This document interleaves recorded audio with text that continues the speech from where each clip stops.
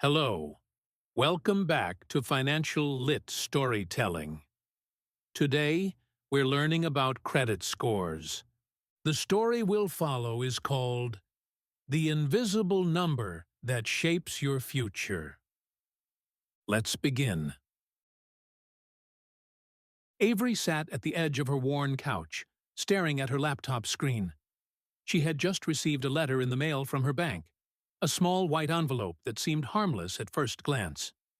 Inside, printed in cold black ink, was a number, 582. Her stomach dropped.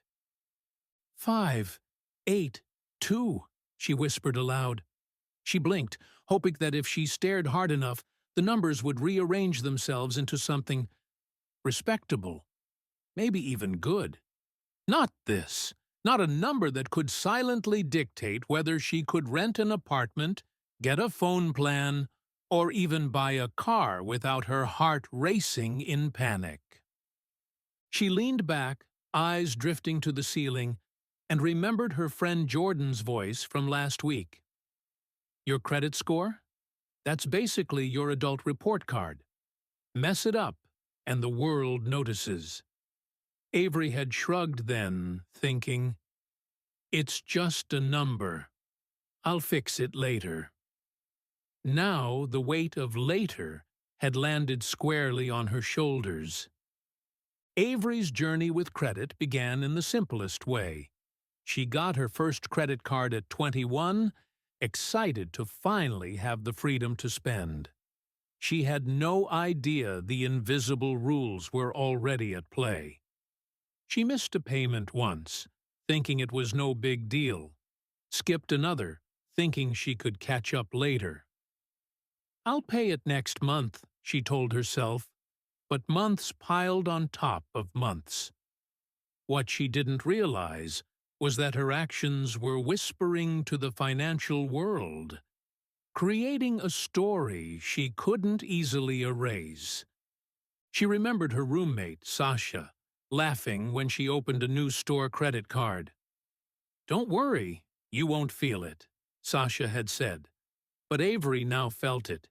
Every declined online purchase, every higher interest rate, every uneasy conversation with the landlord. She thought, why didn't anyone just tell me? Why didn't someone sit me down and explain that this number isn't just a number? It's trust, reputation, and opportunity all rolled into 3 digits? The next day, Avery walked into her favorite coffee shop, trying to shake off the anxiety. The smell of fresh espresso and cinnamon rolls should have calmed her, but even the sweet air couldn't soothe the thought gnawing at her mind. "I'm trapped in this system, and I don't even fully understand it." She opened her laptop again at the corner table, determined to learn. "Credit score," she muttered, typing into the search bar. A flood of numbers, percentages, and letters appeared. One metaphor caught her eye. A credit score is like a report card, but instead of grades for math or science, it's grades for your financial behavior. Your assignments are payments, your projects are loans, and your GPA? That 3-digit number decides whether the world trusts you. Suddenly, it made sense in a strange, frightening way. Each late payment had been a failed homework assignment. Each maxed-out card was a messy project, submitted late, incomplete. Her 582 wasn't random. It was the story of her past decisions, written in digits she couldn't ignore. A few weeks later, Avery took her first action. She set up automatic payments on all her accounts. She called her credit card companies, asking politely for late fees to be waived. She started tracking every purchase, every statement, with a newfound attention she hadn't shown before. It was tedious, even stressful, but she felt a spark of control. Then came the small victories. She noticed her score nudging up slowly. 582, 594, 607. Each increase felt like climbing a hill she thought she'd never reach. For the first time, she felt what it meant to build trust with the invisible forces that governed her life. She laughed aloud in her kitchen, holding her laptop like it was a trophy. "I'm not powerless," she whispered. But the journey wasn't linear. One evening, after a surprise medical bill, her score dipped slightly. Avery's heart sank, a heavy reminder that setbacks happen. She felt the same fear, the same anxiety from the start, but this time she didn't panic. She breathed, reflected, and reminded herself, small failures are part of growth. She called the hospital's billing department, negotiated a payment plan, and learned that even when life throws curveballs, strategies exist to minimize their damage to her credit. Avery's turning point came when she walked into a bank to apply for a small personal loan.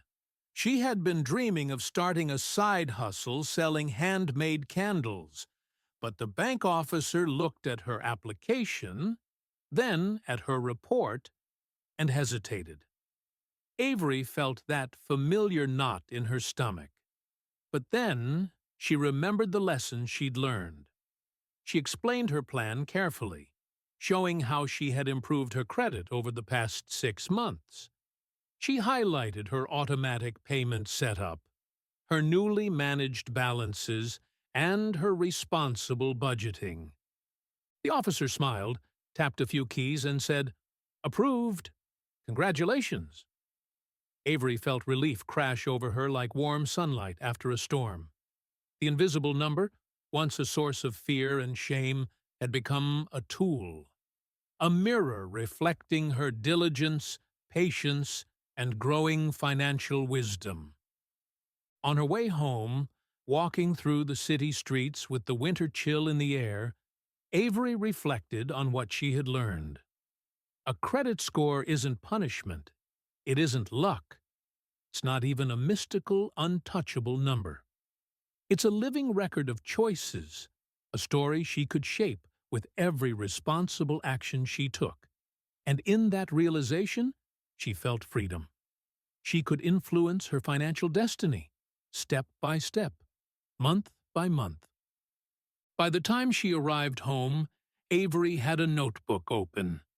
She wrote down her plan to continue improving her score, thinking about how to keep building trust in the financial world. She thought about her friends, all of them ignoring or misunderstanding credit, and she smiled. Maybe one day she could help them navigate this invisible but crucial system. A week later, Avery received her updated credit report. Her score had jumped to 635. Not perfect, but progress. She celebrated quietly, acknowledging the effort, the patience, the mistakes that had taught her more than any textbook ever could. She realized that understanding credit was less about numbers and more about the story those numbers told about her life, her choices, and her growth. Before we wrap up, let's simplify what Avery learned. A credit score is a 3-digit number that represents your financial trustworthiness. It ranges from 300 to 850. Factors like payment history, amounts owed, length of credit history, credit mix, and new credit inquiries determine it. As of 2026, a good score is generally considered above 670, while excellent is above 740. Missed payments, high balances, or multiple new accounts can lower your score, while paying bills on time, managing debt wisely, and keeping accounts open can improve it. Small, consistent actions matter more than sudden big moves. Avery's story shows us that credit scores aren't just numbers. They are a reflection of choices, habits, and resilience. Mistakes don't define you. What you do afterward does. Every late payment can be corrected, every balance managed, every plan made to rebuild trust. And as Avery discovered, growth feels deeply satisfying, even if it comes slowly. So remember, your credit score is your financial reputation. Treat it with respect, understand it, and let it work for you. Progress is a journey. Celebrate each improvement, learn from each mistake, and approach your financial life with awareness and intention. Do you have any experience with credit scores? Leave a comment below and share what you learned.